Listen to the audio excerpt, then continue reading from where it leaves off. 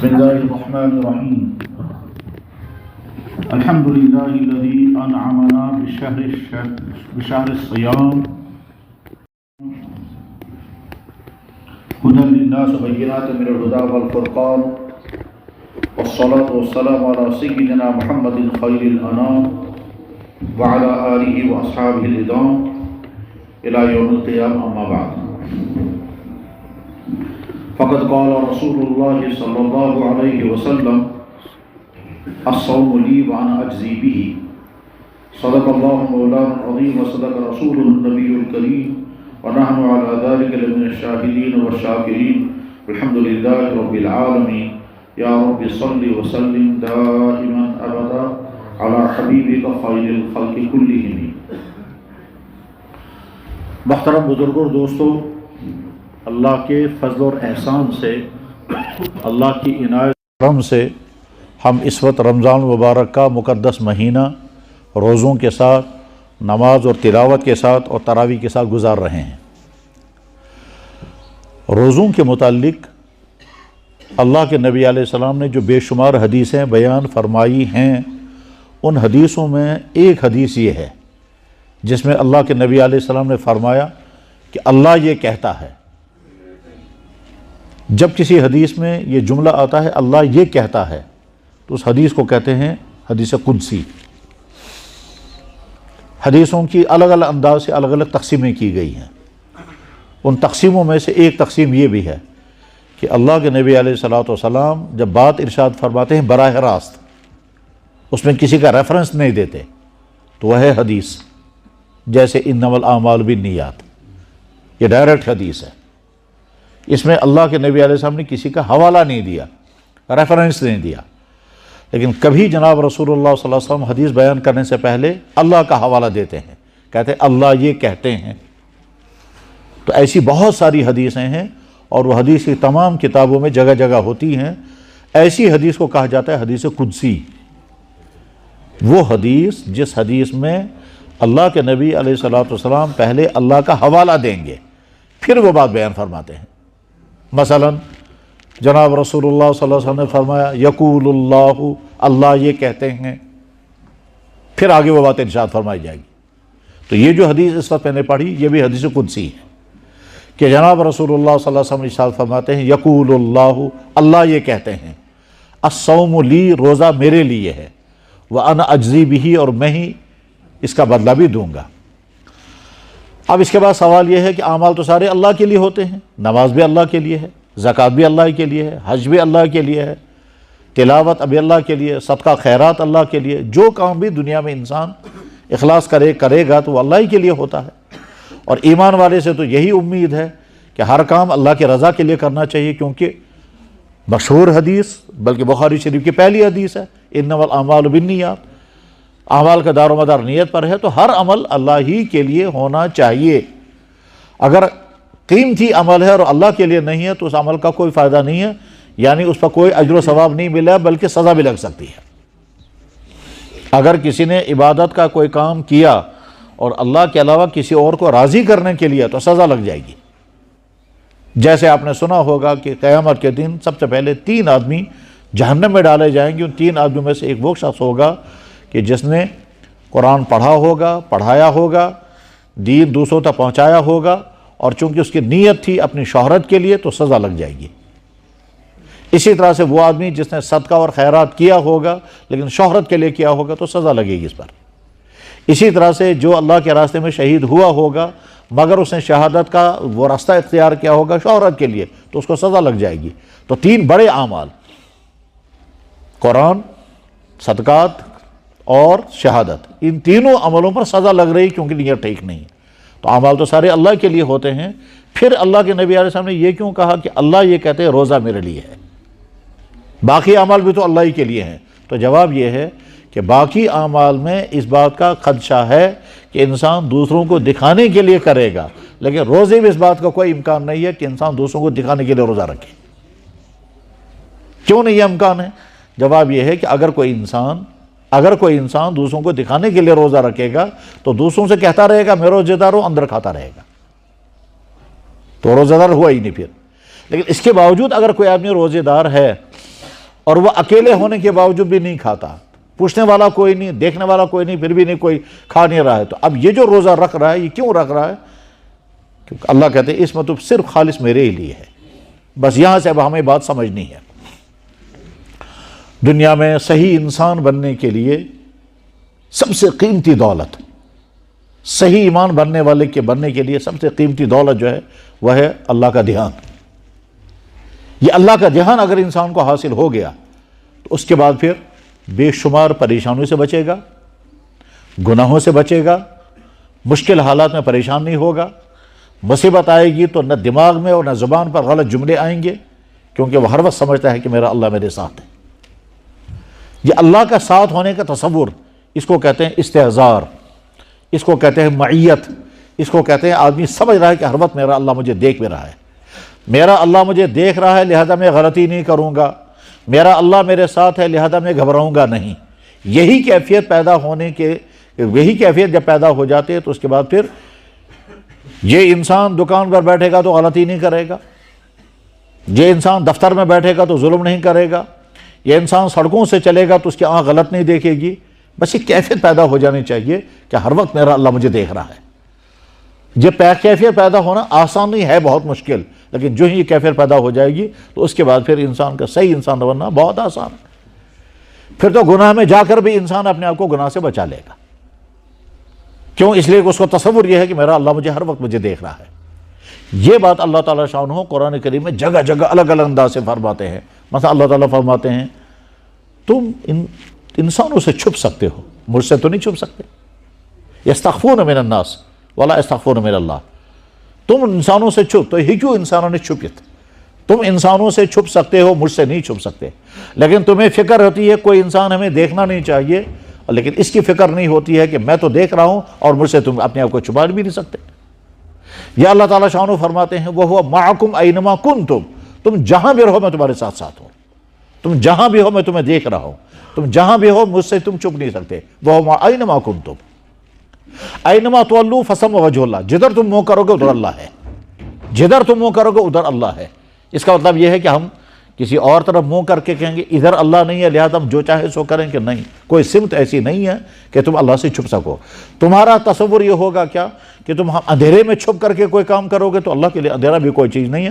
ان اللہ عالم غیب و شہادہ، اللہ تعالیٰ چھپی ہوئی چیزوں کو بھی جانتا ہے، عالم غیب۔ اسی لیے اللہ تعالیٰ شانہ نے فرمایا ان الذین یخشون ربهم بالغیب لهم مغفرۃ واجر عظیم، وہ لوگ کہ جو بالکل اندھیرے میں، اکیلے پن میں، وہاں کوئی نہیں ہے، وہاں بھی اللہ سے ڈر رہا ہے۔ کوئی مجھے دیکھ نہیں رہا مگر میں اللہ تو مجھے دیکھ رہا ہے۔ ان الذین، بے شک وہ لوگ، یخشون، ڈرتے ہیں، ربهم، اپنے رب سے، بالغیب، وہاں جہاں دیکھنے والا ان کو کوئی نہیں۔ وَلِمَنْ خَافَ مَقَامَ رَبِّهِ جَنَّتَانِ، جو اللہ کے سامنے کھڑے ہونے کا ڈر اپنے اندر رکھے ہوئے ہے، اللہ مجھے دیکھ رہا ہے، مجھے اللہ کے سامنے کھڑا ہونا ہے، اس وجہ سے وہ ان برائیوں سے اپنے آپ کو بچا لیتا ہے جن برائیوں کے کرنے کہ اس کے پاس اسباب بھی جمع ہیں، موقع بھی ہے، وسائل ہیں، روکنے والا کوئی نہیں، رکاوٹ کہیں نہیں ہے، تو گویا کسی بھی برے کام کو کرنے کی اس کے پاس تمام وسائل ہیں، اس کے باوجود اللہ کے ڈر کی بنا پر اس نے اپنے آپ کو بچا لیا، تو اللہ تعالیٰ فرماتے اس کے لیے میں دو جنتیں عطا کروں گا۔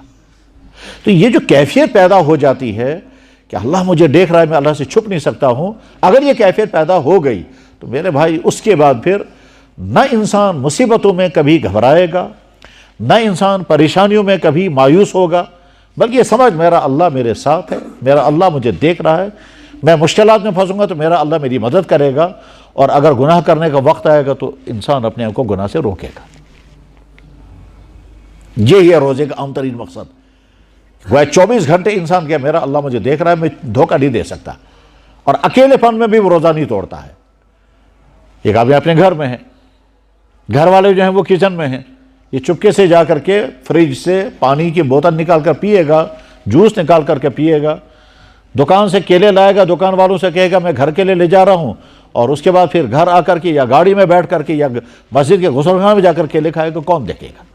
لیکن اس کے باوجود اگر کوئی انسان روزہ نہیں توڑتا ہے تو گویا اس کے اندر کیفیت پیدا ہوگی ہر وقت اللہ مجھے دیکھ رہا ہے، اس روزے کی حالت میں بھی اللہ مجھے دیکھ رہا ہے، میں ایسی غلطی نہیں کروں گا جس غلطی کی وجہ سے میرا روزہ خراب ہو جائے، اور اس لیے بچاتا ہے روزے کو، اور بھوک لگی ہے پھر بھی نہیں کھاتا، پیاس لگی ہے پھر بھی نہیں پیتا، حتیٰ کہ بیمار ہے اور بیماری کی وجہ سے تڑپ رہا ہے کہتا ہے روز سٹ رہا ہوں بکر برداشت، تو شام تک وہ روزے کو برداشت کر لیتا ہے، درد سہتا ہے۔ ابھی چند دن پہلے ایک صاحب کہنے لگے جی مجھے کوئی درد ہے اور بہت سخت درد ہے، تو ڈاکٹر کہتے ہیں کہ تم کو پین کلر کی دوائی لینی پڑے گی، مگر میں کہتا ہوں کہ نہیں میں برداشت کر لوں گا ابھی 3-4 گھنٹے تک۔ تو انجیکشن کیوں نہیں لیتے؟ وہ کہا انجیکشن لینے میں کوئی الرجی ہے یا کیا ہے، لیکن میں دوائی کھاؤں گا، لیکن میں برداشت کروں گا 3-4 گھنٹے تک۔ تو تڑپتا رہا، وہ برداشت کرتا رہا، لیکن نہیں۔ تو کون سی چیز مجبور کرتی ہے انسان کو؟ یہ جب یہ کیفیت پیدا ہو جائے گی تو اس کے بعد انسان کا حال کیا ہوگا؟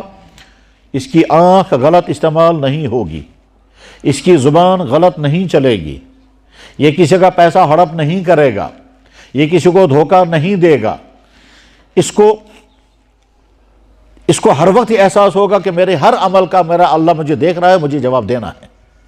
اس کی بے شمار مثالوں میں سے ایک بڑی خوبصورت مثال جو کتابوں میں ملتی ہے اور ہم لوگ عام طور پر بیان کرتے ہیں، وہ ہے حضرت عمر فاروق رضی اللہ تعالیٰ کا واقعہ، کہ جب حضرت عمر فاروق امیر المومنین تھے اور وہ ایک جنگل سے گزر رہے تھے، صحابہ ساتھ تھے، صحابہ آگے نکل گئے، حضرت امیر المومنین یا تو اتفاقاً پیچھے رہ گئے یا پلان کے ساتھ پیچھے رہے، اور اس کے بعد پھر آگے جب اس میدان میں پہنچے ہیں، صحابہ آگے نکل چکے تھے، تو وہاں اس میدان میں ایک چرواہا بکریاں چرا رہا تھا۔ وہ نہیں پہچانتا تھا کہ امیر المومنین فاروق اعظم ہیں۔ حضرت عمر فاروق رضی اللہ عنہ نے اس کو سلام کیا، اس نے کہا وعلیکم السلام۔ اس نے کہا دیکھو بھائی میں مسافر ہوں، مجھے بھوک لگی ہے، تو بکریوں میں سے کسی بکری کا دودھ نکال کر مجھے پلاؤ۔ تو حضرت فاروق اعظم رضی اللہ عنہ اس پیشکش پر، اس کو تو نہیں معلوم تھا یہ فاروق اعظم ہے، اس نے جواب میں کہا کہ جناب بکریاں میری نہیں ہیں، وہ مالک کہیں اور ہے، تو اس کی بکریوں کا دودھ نکال میں کیسے تمہیں پلاؤں گا؟ حضرت فاروق اعظم رضی اللہ عنہ نے کہا ٹھیک ہے، پھر ایک کام کرو، میں ایسی تدبیر بتاتا ہوں کہ میرا کام بھی ہو جائے گا، تمہارا کام بھی ہوگا۔ اس نے کہا کہیے؟ کہا ایک بکری مجھے بیچ دو، تم کو پیسہ ملے گا، بکری مجھے مل جائے گی، میں اپنی بکری کا دودھ نکال کر پیوں گا، تم کو پیسہ مل جائے گا، بعد میں جب مالک تمہیں کہے گا بکری کہاں گئی، تم کہنا بھیڑیا کھا گیا، اور بھیڑیا تو کھاتا ہی رہتا ہے، نقصان تو ہوتا ہی رہتا ہے بکریوں کا۔ بس یہ حضرت فاروق اعظم نے کہا، تو اس نے کہا یا اللہ، او بھائی صاحب، بکری کے مالک کو تو میں یہ کہوں گا کہ بھیڑیا بکری کھا گیا، مگر اوپر اللہ کو کیا کہوں گا، وہ تو مجھے دیکھ رہا ہے۔ بس یہ ہے وہ کیفیت۔ حضرت فاروق اعظم نے کہا الحمدللہ، الحمدللہ، امت میں جب یہ کیفیت باقی ہے تو اب اس کو کوئی چیز دنیا سے نہیں روک سکتی، اس سے گناہ صادر نہیں ہو سکے گا۔ تو یہ جو کیفیت پیدا ہو جائے کسی طرح سے کہ اللہ میں ہم ہر وقت سمجھے اللہ مجھے دیکھ رہا ہے، میں اللہ سے چھپ نہیں سکتا، میرے ایکشن بھی اللہ کے سامنے ہیں، میرے دل میں جو خیال آ رہا ہے وہ بھی اللہ کو دیکھ رہے ہیں، میں اپنی آنکھ سے جو کچھ دیکھ رہا ہوں کسی کو پتہ نہیں ہے، مگر میرا اللہ مجھے دیکھ رہا ہے۔ میں اگر کسی سے ہاتھ سے ٹچ کرتا ہوں تو کسی کو پتہ ہے یا نہیں، لیکن میرا اللہ مجھے دیکھ رہا ہے۔ اس نے کس تصور کے ساتھ، کس انٹینشن کے ساتھ اس نے دوسرے کو ٹچ کیا ہے۔ میں نے اگر کوئی پیسہ کمایا ہے تو کس طرح سے میں نے پیسہ کمایا کسی کو نہیں معلوم، میں نے فراڈ کیا، لیکن اللہ کو تو معلوم ہے۔ میں نے اگر کہیں حساب میں گڑبڑ کی، جیسے دکانداروں میں بعض دفعہ کیا مصیبت ہوتی ہے، یہاں بکثرت کشمیر کے معاشرے میں یہ ہے، کیا صاحب، لوگوں کا پیسے کھا جانا، حساب کا گڑبڑ کرنا، دکانوں پر جو سیلز مین ہے وہ چپکے سے چیزیں اٹھائیں گے، دفتروں میں جو فراڈ ہوتے ہیں وہ سب، یہ جتنے یہ مالی فراڈ ہوتے ہیں، ان تمام مالی فراڈوں کی وجہ کیا ہے کہ اللہ کا خوف نہیں ہے۔ اگر یہ اللہ کا خوف ہوگا، انسان بھوکا رہنا پسند کرے گا، غلط طریقے سے پیسہ نہیں کھائے گا، انسان بھوکا رہنا پسند کرے گا، فراڈ نہیں کرے گا۔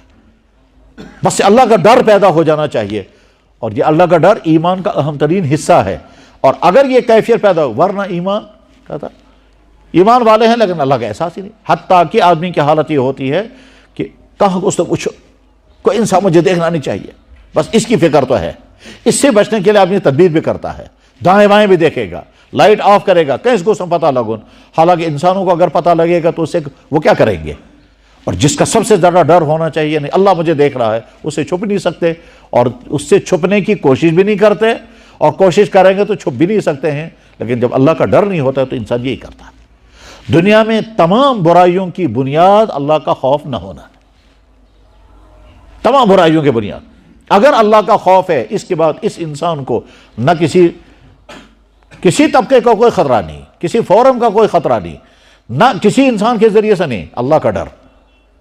حقیقت یہ ہے کہ اللہ کا ڈر اگر انسان کے اندر پیدا ہو گیا تو عراق کے اندھیرے میں وہاں بھی گناہ نہیں کرے گا، مجمع عام میں وہاں بھی گناہ نہیں کرے گا، کرسی پر بیٹھ کر وہاں بھی جرم نہیں کرے گا، جہاں تمام لوگوں کے سامنے یہ کر سکتا تھا نہیں کرے گا۔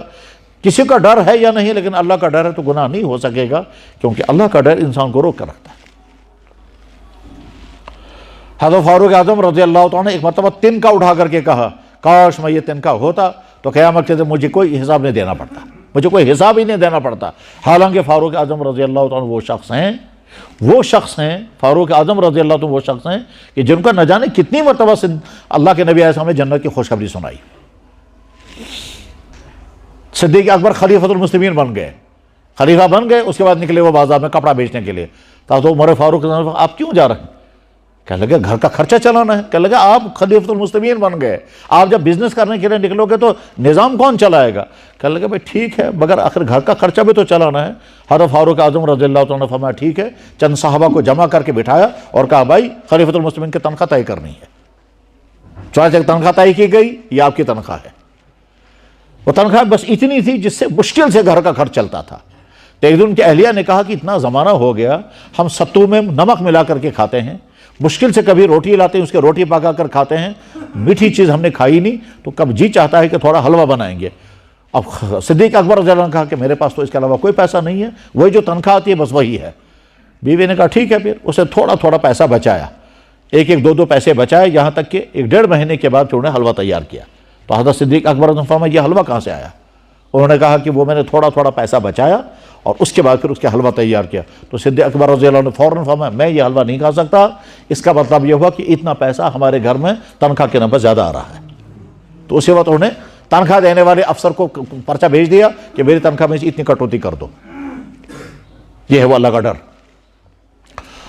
حضرت فاروق اعظم رضی اللہ عنہ کی تنخواہ تھی، اس تنخواہ سے گھر کے خرچے مشکل سے چلتے تھے، اور فاروق اعظم رضی اللہ عنہ بالکل کمزور ہو گئے تھے۔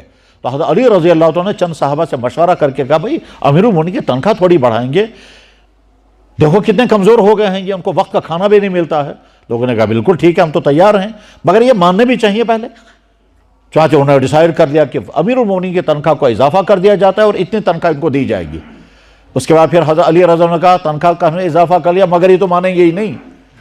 انہوں نے کہا منوانے کے لیے بہت مشورہ کرنا چاہیے، کیسے منوائیں گے؟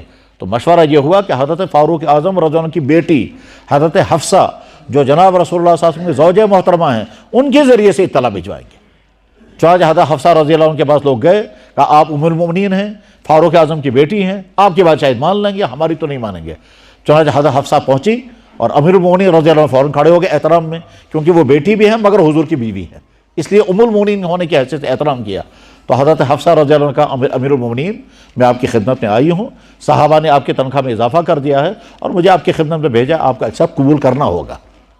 تو حضرت فاروق اعظم ایک دم غصے ہو گئے، کہنے لگا حفصہ کاش تم کس مسلمانوں کا کوئی مسئلہ لے کر کے آئی تھی، میرے پیٹ کا مسئلہ لے کر آئی، اور آپ مجھے کہتی ہیں کہ تنخواہ قبول کر لیں۔ یہ بتاؤ مدینے کے ہر گھر میں پیٹ بھر کر کے کھانا لوگوں کو میسر ہے؟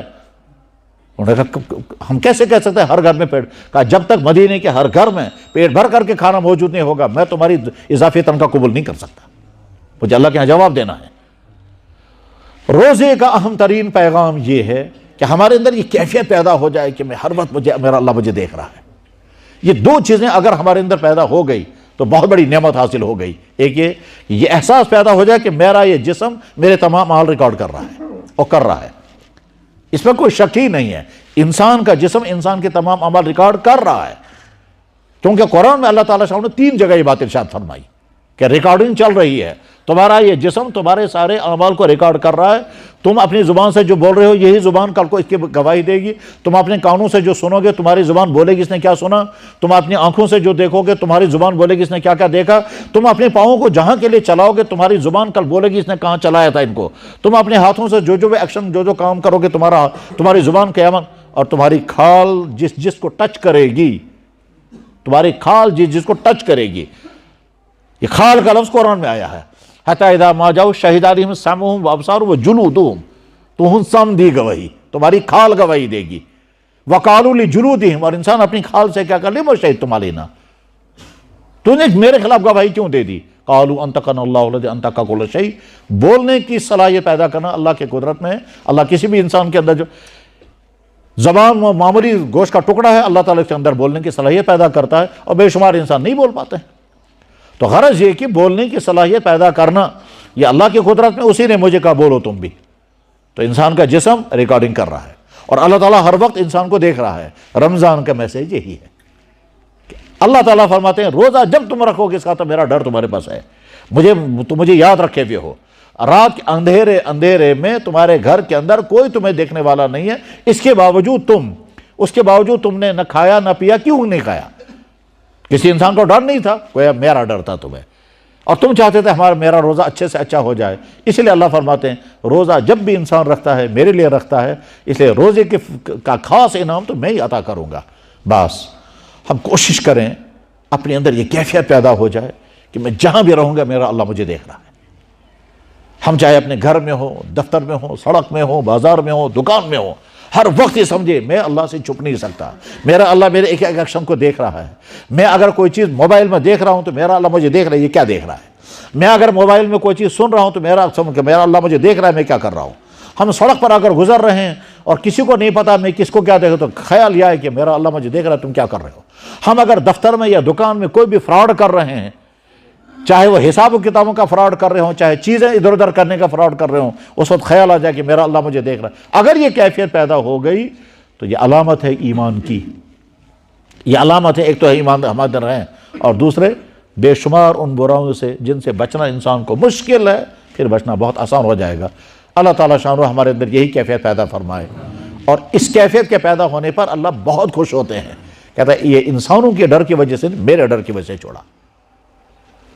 اور ہوتا بھی یہی ہے۔ اگر اللہ کے ڈر کی وجہ سے کوئی مزیدار کام جو گناہ تھا مگر مزیدار اور چھوڑ دیا تو اللہ تعالیٰ فرماتے ہیں میرا وعدہ ہے کہ میں تمہیں اس سے زیادہ مزیدار کام اور حلال چیز عطا کروں گا۔